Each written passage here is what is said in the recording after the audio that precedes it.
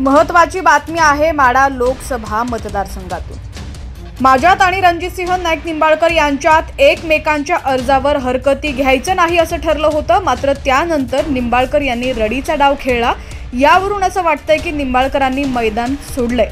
धैर्यशील मोहिते पाटील यांनी महायुती उमेदवार रणजितसिंह नाईक निंबाळकर यांच्यावर टीका केली आहे। तर जनतेनं ही निवडणूक हातात घेतली असून जनता विरुद्ध पुढारी अशी ही निवडणूक आहे असं देखील मोहिते पाटील म्हणालेले आहेत। युक्तिवाद वगैरे काय झाला हे माझे दोन्ही वकील आपल्याला सविस्तर माहिती सांगतील, परंतु मला फक्त एकच बोलायचं आहे या ठिकाणी आपल्या सगळ्यांना, आपल्या माध्यमातून जनतेला, की हे इलेक्शन आहे, रण मैदानात खेळलं गेलं पाहिजे। इलेक्शन मैदानात उतरून खेळलं गेलं पाहिजे। असे रडीचे डाव दुसऱ्याच्या नावाने अर्ज देऊन ऑब्जेक्शन घेणं म्हणजे कुठं तर मैदान सोडल्यासारखं मला वाटायला लागले पुढच्या लोकांना।